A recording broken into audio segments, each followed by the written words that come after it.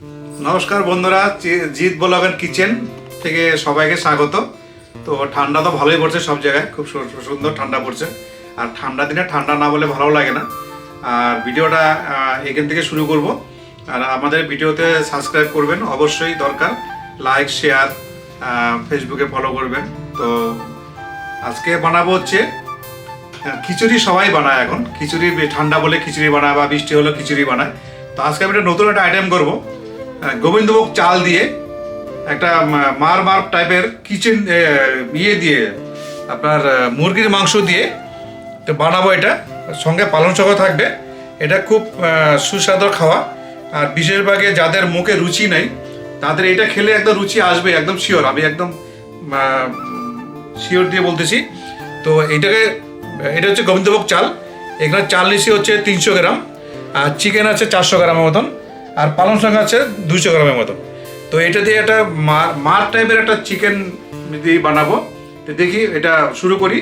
আসুন বন্ধুরা, যেটা আইটেমটা বানাবো বললাম, তো আমাদের জল গরম হয়ে গেছে। এই জলের মধ্যে আমি দিয়ে দিব হচ্ছে আন্দাজ মতন লবণ। আর লবণ দেওয়ার পরে আমি চিকেনগুলো ভালো করে ধুয়ে নিয়েছি। এই চিকেনগুলো এর মধ্যে দিয়ে দিব, কোনো তেল দিব না এর মধ্যে। এই চিকেনগুলো এর মধ্যে বয়েল করতে হবে।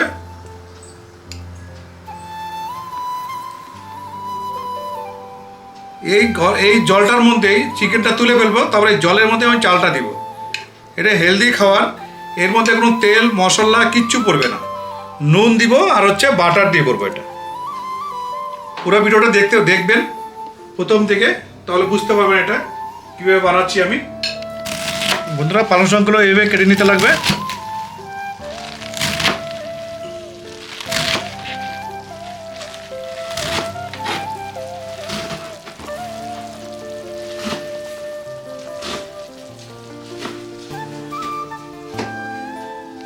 বন্ধুরা, যে চিকেন দিয়েছিলাম জলের মধ্যে, দেখেন তেল কিন্তু দেয় নেই, তেল এটা চিকেনের তেল সব এগুলো। তো এটা আমি এখন নামিয়ে দিব। নামিয়ে দেওয়ার পরে দেখেন চিকেন খুব সুন্দর সেদ্ধ হয়ে গেছে।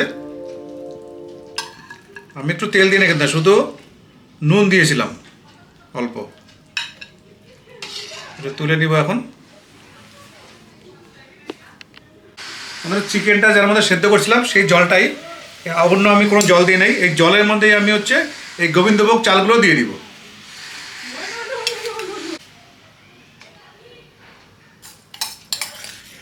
এই জলের মধ্যেই এই চালগুলো সেদ্ধ, এক্সট্রা আমি কোনো জল দিব না।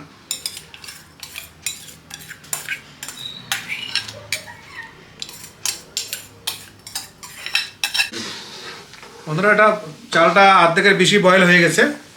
তো এখন আমি দিয়ে দিব হচ্ছে এই চিকেনগুলো, যেগুলো আগে বয়েল করে নিয়েছিলাম সেই চিকেনগুলো এর মধ্যে দিয়ে দেবো।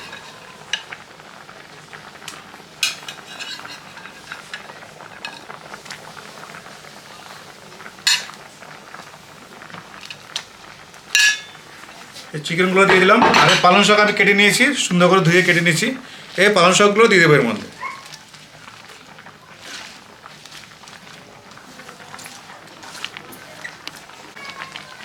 বন্ধুরা, এটা দিয়ে দিলাম। আর হচ্ছে এই তেল দিয়ে নেই, তেল কোনো মশলা হয় নাই। আর বাটার দিয়ে দেবো, 50 গ্রাম বাটার এর মধ্যে দিয়ে দেবো।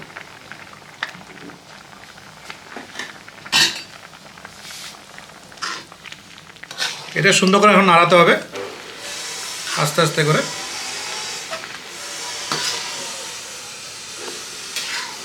আর সবার লাস্টে দিয়ে দেবো গোলমরিচের গুঁড়ো। এটা পরিমাণ মতন দিবেন।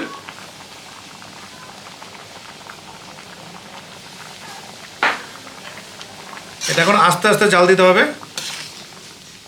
এর মধ্যে আর কিচ্ছু দিব না, কোনো লঙ্কা পড়বে না, কোনো তেল দিব না, কিচ্ছু না।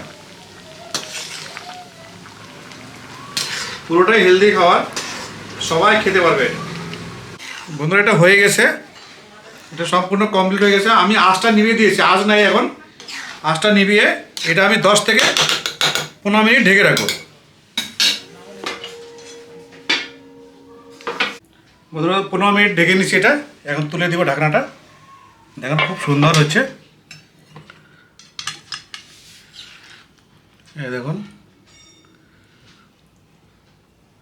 এরকম বাড়িতে বানিয়ে খাবেন, খুব সুন্দর লাগবে, হেভি টেস্টি লাগবে। মানে এখন তো সবাই তেল মশলা খাওয়া একদমই নিষেধ, যেন তেল ছাড়া করলাম, মশলাও নাই এটার মধ্যে।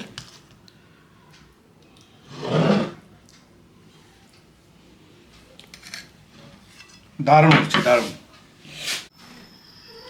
ধরুন রান্নাবান্না কমপ্লিট, তো চলে আসলাম খাওয়ার টেবিলে। এখন খেয়ে দেখি, গরম একদম। কিছু দেয় না কিন্তু দারুণ টেস্ট, আপনারা বাড়িতে বানিয়ে খাইয়ে দেখবেন।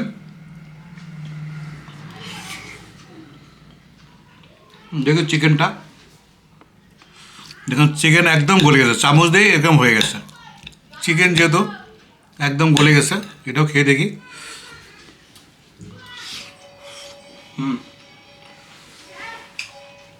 আর একদম খুব সুন্দর খাওয়া, এটা খেলে কিন্তু মুখে রুচিও আসবে, আর খুব সুন্দর হচ্ছে। আমাদের ভিডিওটা দেখে যদি খুব ভালো লাগে, রেসিপিটাও খুব ভালো হচ্ছে, ভালো প্রথম থেকে লাস্ট অবধি দেখবেন। আর ভিডিওটা আর বেশি বড় করবো না, নেক্সট কোনো ভিডিওতে আবার দেখা হচ্ছে। বাই বাই, সবাই ভালো থাকবেন।